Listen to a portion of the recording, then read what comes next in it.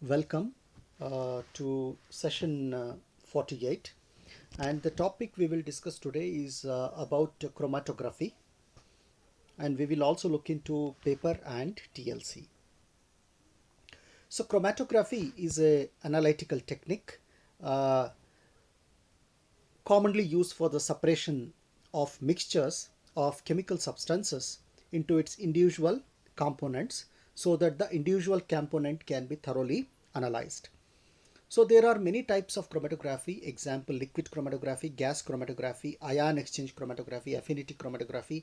But all of these employ the same basic principles.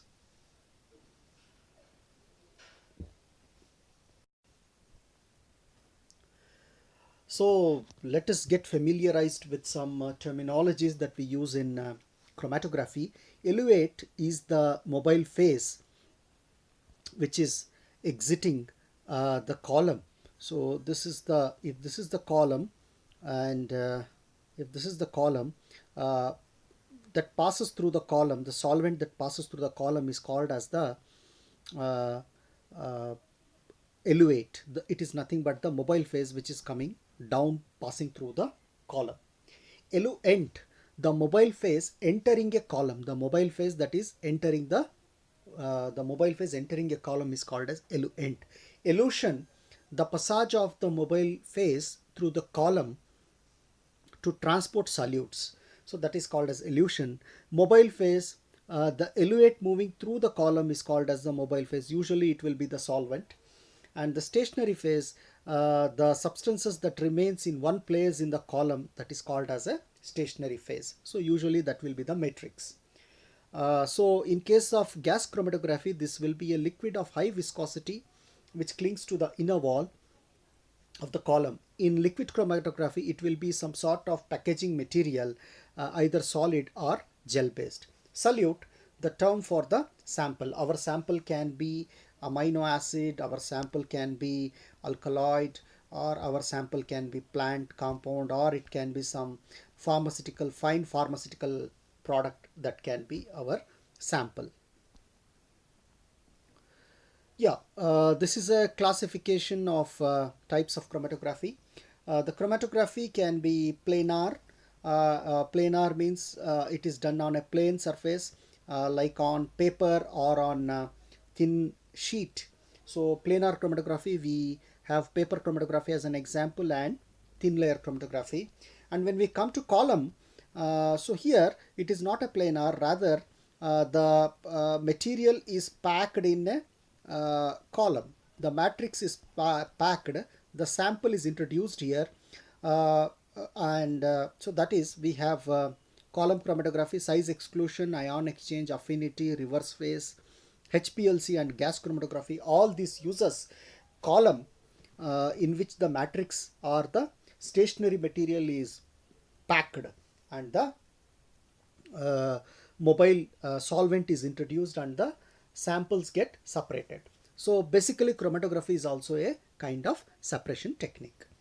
So this is based on the type of the surface that we are using. It can be either planar or it can be column.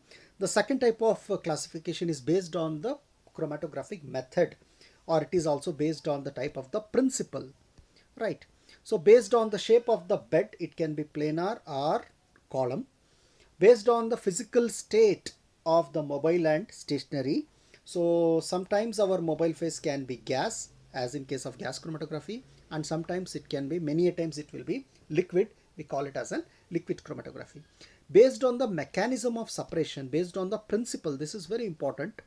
So it can be partition, it can be adsorption, or it can be size exclusion, or it can be affinity chromatography, size exclusion or affinity chromatography. Let us all look into these things. So how chromatography works? So whether it can be a planar or it can be a column.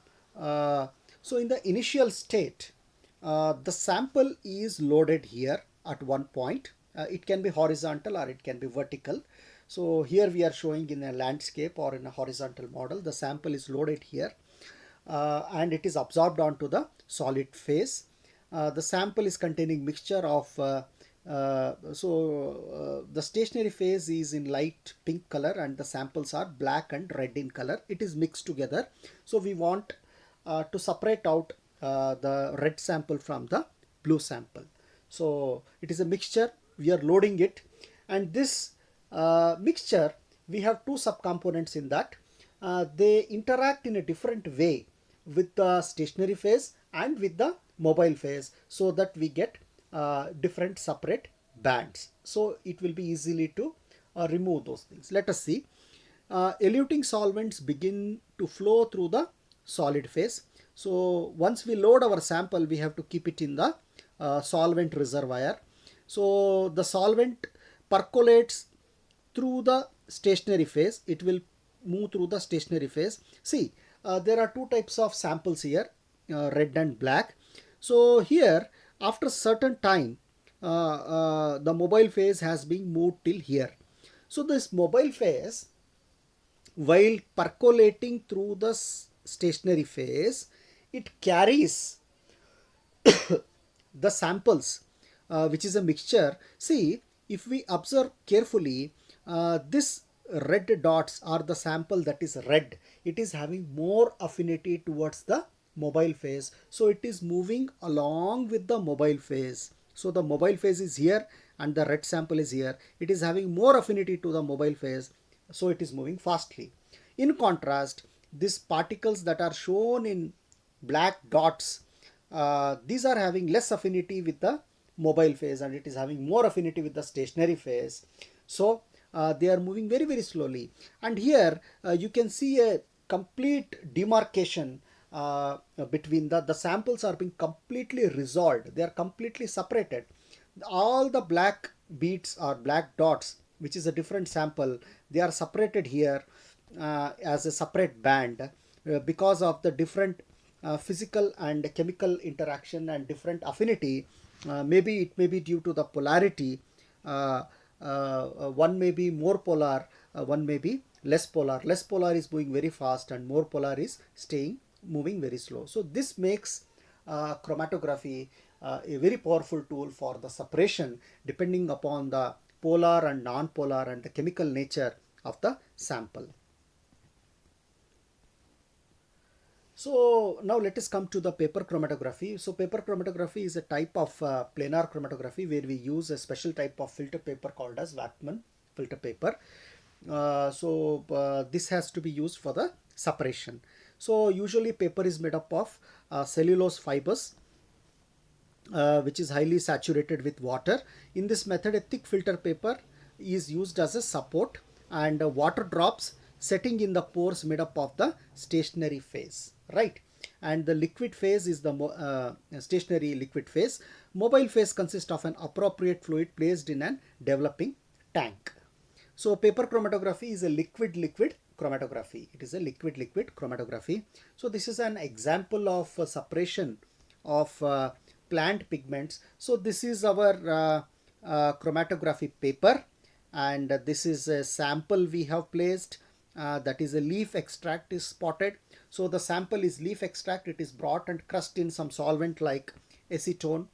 It will, and acetone or alcohol, it will liberate all the pigments present in the leaf.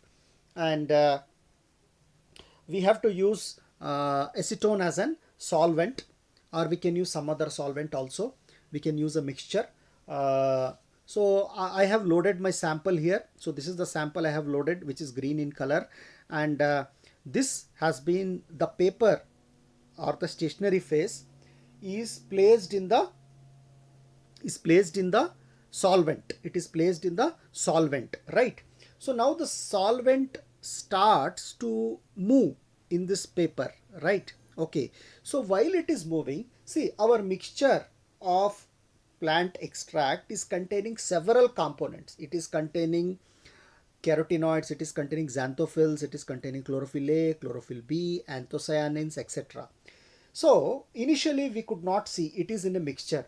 When I put it on a chromatography paper and when I do the chromatography process, the mobile phase resolves all these compounds depending upon the polarity or depending upon the affinity, depending upon the affinity with the mobile phase and stationary phase. So the solvent has moved till here, from here to here the solvent has moved, and we call this as solvent front. And within this one dot, green color dot, we have got different bands. You can see this is more intense green. So this is chlorophyll B, and this is chlorophyll A, which is parrot green. And you have orange color pigments, they are carotenoids, right? So when I take the example of this A, B and carotenoids are having more affinity towards the mobile phase, and they have formed a separate fragment here. Chlorophyll A is having, compared to B, it is having more affinity towards the uh, mobile phase, so it is forming a separate layer. Chlorophyll B is having very less affinity towards the mobile phase, so it is forming a separate layer. So this way we can resolve the mixtures and we get the subfragments by using chromatography. So this experiment also will be performed in the laboratory. You will do all this experiment and you will get this kind of bands, right? Okay. And this is again the separation of another example, separation of amino acids. See, different amino acids, say for example aspartic acid, leucine, lysine, proline, tyrosine, and it is shown like this. Even you will do this sample on paper, we are going to load the samples, and the last one is the mixture which we are using. So here what we have to do, we have to take a chromatography filter paper, Wattmann filter paper. We have to say about 1.5 inch above, we have to make a pencil line, and then we have to load the known samples. So here in this chromatography we have to load, we have to label, we have to use the standards. So because we don't know in the mixture what is present, so here the last column is the mixture, it is the mixture. So the last column is the mixture, and I'm sorry, I can't locate this. So this is the mixture, it is containing 3 components. Just by comparing the spots we can tell, or by calculating the RF value, that is called as retention factor, we can identify. So these are the standards we are using. We know standards, and we are loading the mixture in the last. So once I load the mixture, you can just look at the impression of 3 spots here. So this is 1, and this is 2, and this is 3, right? I'm sorry. So these are the 3 spots, and easily I can compare this with aspartic acid, and this with proline. So this is proline, and this is leucine. So this is leucine.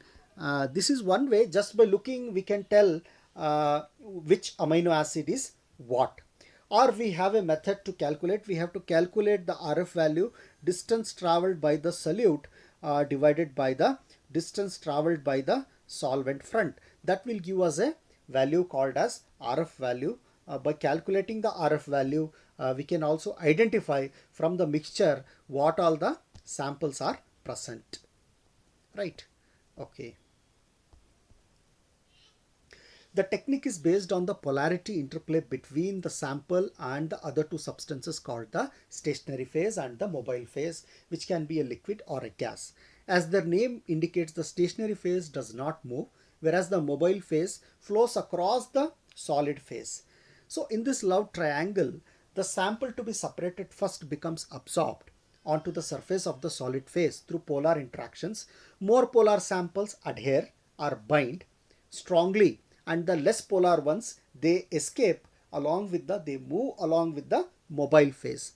And the mobile phase sweeps across the stationary phase, competing for the sample. If the mobile phase is a solvent, it is called as the eluting solvent. The more polar the solvent, the greater its capacity to carry the components of the mixture with it, anchoring them away from the solid phase as it moves.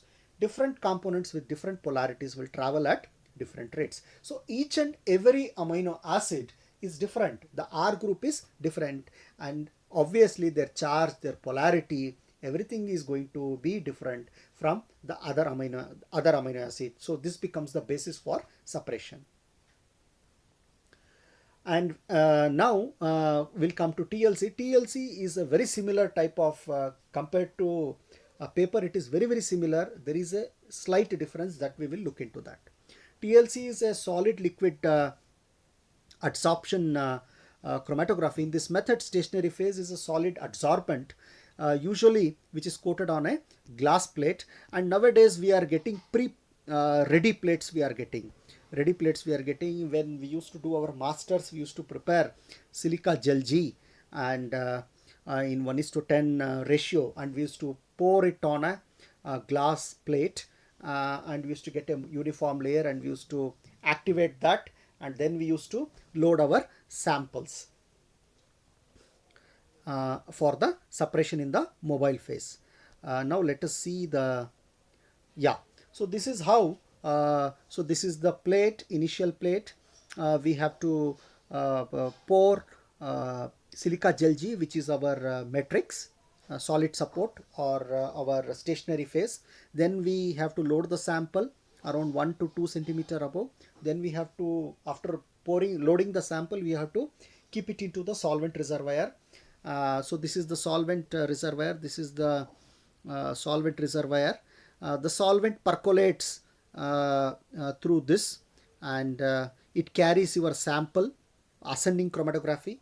It will carry your sample and it will resolve your sample. So within the sample, if there are two components, both interact in a different way with the stationary phase and with the mobile phase. The component A is having more affinity with the mobile phase, so it is formed a separate spot here. And sample 2 is having less affinity with the mobile phase.